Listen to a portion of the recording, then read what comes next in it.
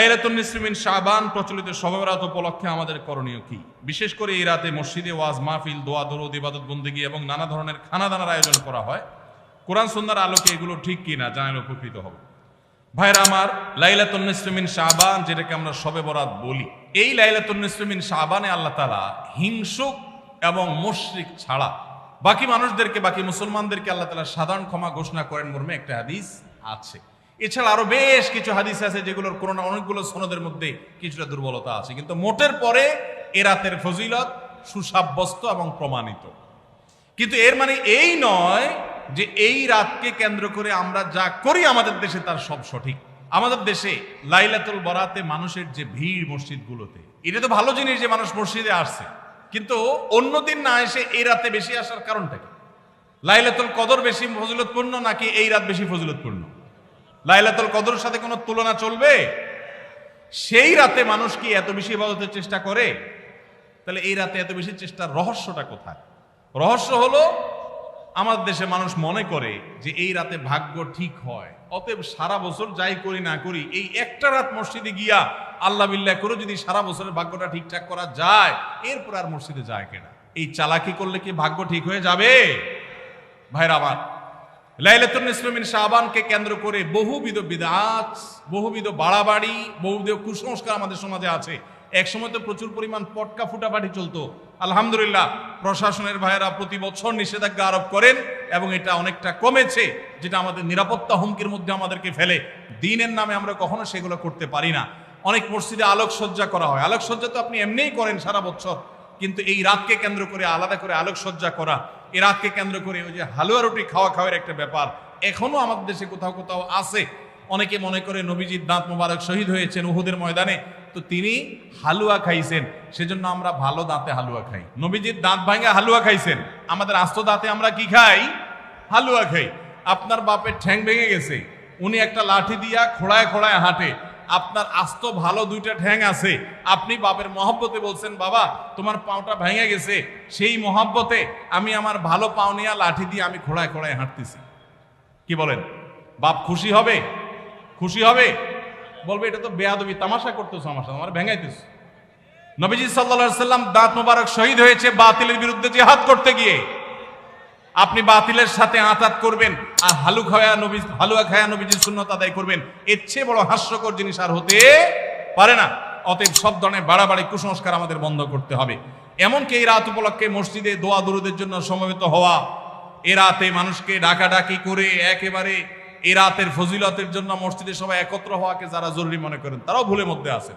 ব্যক্তিগত ইবাদতে আল্লাহর ক্ষমা পাওয়ার জন্য চেষ্টা করতে পারেন, সেটা ভিন্ন বিষয়। আল্লাহ আমাদেরকে বুঝার তৌফিক দান করুন। আমাদের দেশে কেউ মারা গেলে চল্লিশা বা জমাত খাওয়ানো হয়, এটা জায়েজ আছে কিনা? ভাইরা আমার, বাংলাদেশের সবচেয়ে শক্তিশালী বেদাত হলো এই বেদাত। এর চেয়ে বড় শক্তিশালী বেদাত এদেশে আর নাই। এই ঠিক ঠিক বলা মানুষ বহু লোক আছে জমাত খায় বেড়ায়। এই বরগুনার আমাদের অফিসে কিছু স্টাফ আছে, বরগুনার 2-3 জন আমার পরিচিত, তো এরা আমি শুনছি যে তাদের একটা গ্রুপ খুলছে, তারা ফেসবুকে না যেন হোয়াটসঅ্যাপে গ্রুপ খুলছে, জমাত খাওয়ার গ্রুপ। কোথায় কখন কে মরে, কোথায় কার মরার খাওয়ান হয়, ওই গ্রুপে জানাই দিলে সবাই দলে দলে সেখানে চলে যায়। এটা তারা এক এক ইউনিয়নের এক একজন মিলে এটা করছে যাতে কোনো ইউনিয়নের জমাত যাতে মিস না হয়। তো ভাই, এটা হলো সবচেয়ে শক্তিশালী বিদআত। কেন?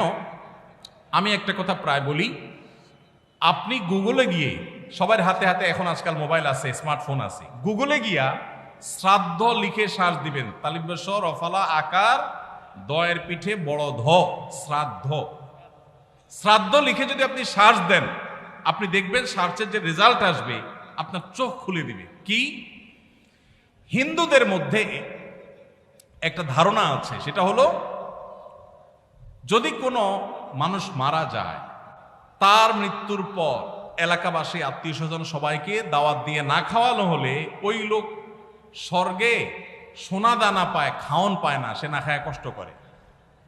এই জন্য ওই লোকের জন্য যে খানা দানার আয়োজন করে ওই অনুষ্ঠানের নাম হলো শ্রাদ্ধ। ওইটার নাম কি ভাই? শ্রাদ্ধ। গুগল করে দেখেন, পেয়ে যাবেন হাতের কাছে।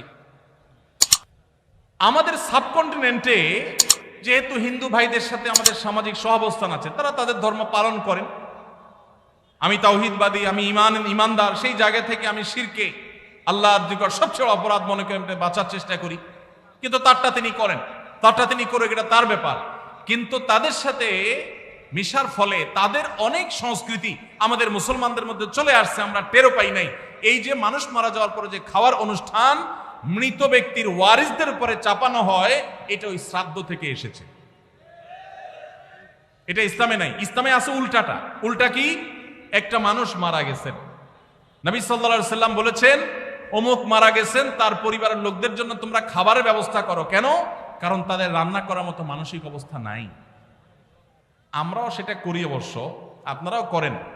কেউ মারা গেলে তার আত্মীয় স্বজন, তার ছেলে মেয়ে, বউ বাচ্চাদেরকে খাওয়ান দাওয়ান দেন, 2 দিন 3 দিন একটু খাওয়ান টাওয়ান পাঠান, এরপরে 40 দিনের দিন সুদে আসলে একসাথে উঠায় নেন।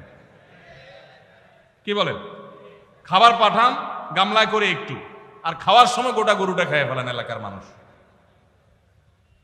বাপ মারা গেছে, আপনি খুশি না বেজার? খুশি না বেজার?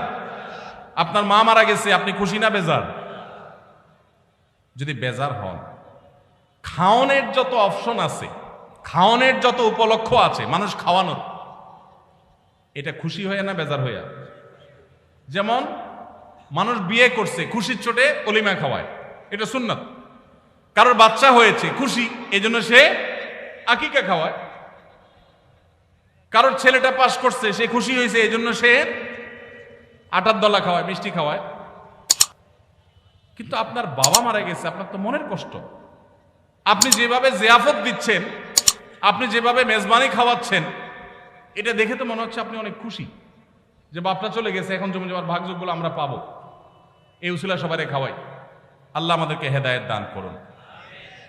শক্তভাবে এই বেদাত আমাদের সমাজ থেকে দূর করতে হবে ইনশাআল্লাহ। আমাদের সচেতন হতে হবে। আপনার বাবা মা মারা গেছেন, ওনাদের জন্য আপনি কি করবেন?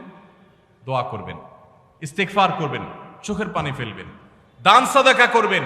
মাদ্রাসায় এতিম গরিব ছাত্ররা আছে, একবেলা খাবার টাকা দিয়ে দেন। মসজিদে কিছু ইট কিনে দেন, মসজিদের জায়গা কিনবে, সেখানে টাকা দিয়ে দেন।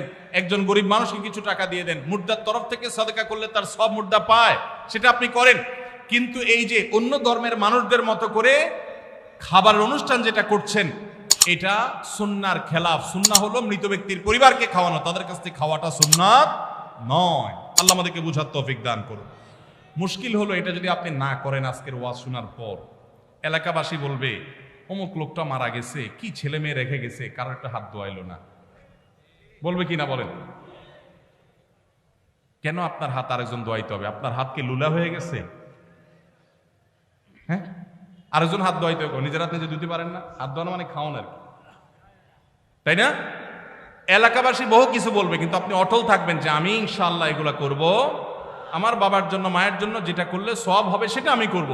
নবীজি সাল্লাল্লাহু আলাইহি সাল্লামের কাছে এক সাহাবী এসে বললেন, ইয়া রাসূলুল্লাহ, আমার মা মারা গেছেন, আফা আহুজ্জু আনহা, আমি কি তার পক্ষ থেকে হজ করতে পারি? নবীজি বলেছেন, নাম, অবশ্যই করতে পারো। এগুলো হলো সুন্নাত। আমরা সুন্নাত বাদ দিয়ে এখন বেদাতকে আলিঙ্গন করে ফেলেছি। আল্লাহ আমাদেরকে হেদায়েত দান করুন।